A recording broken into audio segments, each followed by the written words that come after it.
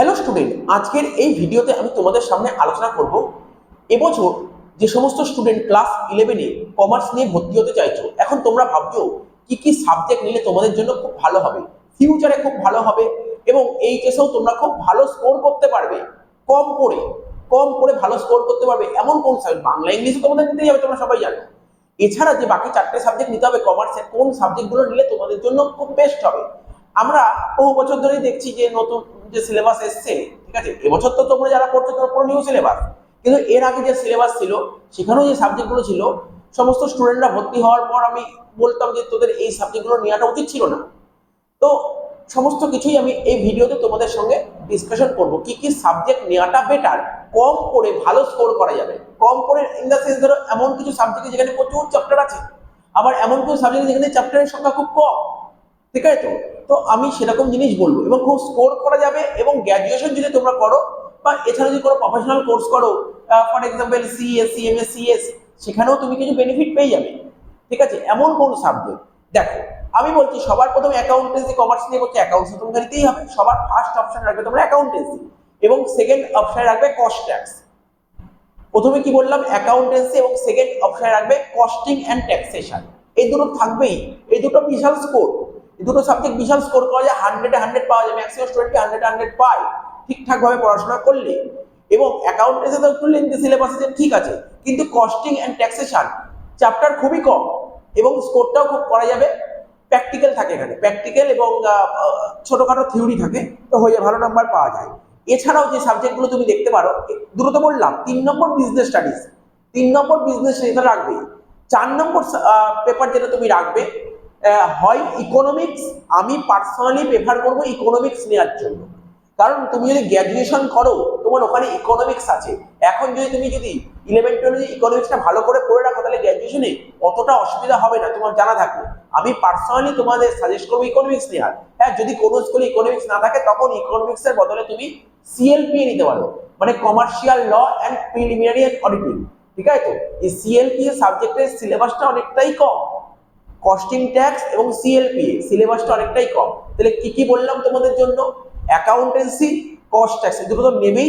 এছাড়া যে দুটো সাবজেক্ট সেটা হচ্ছে বিজনেস স্টাডিজ এবং হয় সিএলপিএ নেবে, না হলে তুমি ইকোনমিক্স নেবে, ঠিক আছে। এই ছোট্ট একটা আপডেট তোমাদেরকে দেওয়ার ছিল এবং তোমরা অবশ্যই খেয়াল রেখো, এই তোমরা যখনই স্কুলে ভর্তি হবে এই সাবজেক্ট কম্বিনেশন নেওয়ার চেষ্টা করো, ঠিক আছে। এটা সবসময় তোমরা মাথায় রাখবে। আর একটা কথা যেটা হচ্ছে, অনেকের মনে ইচ্ছা থাকে যে স্যার আমরা ম্যাথামেটিক্স নিতে চাই। দেখো, ম্যাথামেটিক্স নিতেই পারো, কারোর পার্সোনাল চয়েস থাকতেই পারে, ম্যাথামেটিক্স নেওয়ার জন্য তোমরা নিতেই পারো। কিন্তু আমি বারবার বলবো ম্যাথামেটিক্স নেওয়ার আগে অবশ্যই ভেবে নেবে। তোমরা হয়তো অনেকে ধরো মাধ্যমিকে খুব ভালো নাম্বার পেলে ম্যাথে, ওটার উপর বেস করে তুমি ভাবলে যে না আমি ম্যাথ নিতে চাই, কিন্তু 9-10-এ যে ম্যাথ ছিল আর এখানে যে তোমার 11-12-এ যে ম্যাথ থাকবে টোটালি আলাদা, ঠিক আছে। এখানে যে ম্যাথ থাকবে, সায়েন্সের স্টুডেন্ট যেই ম্যাথ করবে, আর্টস সায়েন্সের স্টুডেন্ট যেই ম্যাথ করবে, তুমি কমার্স, তোমাকে সেম ম্যাথই করতে হবে। তো অনেক চিন্তা ভাবনা করে নেবে। এখন তোমরা বলতে পারো স্যার আমাদের অনেকে বলছে, রিলেটিভ দাদা দিদি এরকম অনেকেই বলছে যে ম্যাথ না নিলে ফিউচারে কোনো দাম নেই। দেখো, কে বলছে আমি জানি না, আমি 14 বছর হয়ে গেল আমি পড়াচ্ছি, তো আমার কাছে বহু স্টুডেন্ট, কলেজের স্টুডেন্ট পড়ে, ঠিক আছে। তো তো অনেক হয়তো এখনো পর্যন্ত যত স্টুডেন্ট পড়িয়েছি তার মধ্যে 2-3 জন হয়তো ম্যাথ ছিল, তা তাদের কি ভবিষ্যৎ কি নষ্ট হয়ে গেছে? তারা সব ভালো ভালো জায়গায় আছে, এমবিএ করে বা কেউ আরো প্রফেশনাল ডিগ্রি করেছে, তো কোনো সমস্যা হয় না ম্যাথ না নিলে।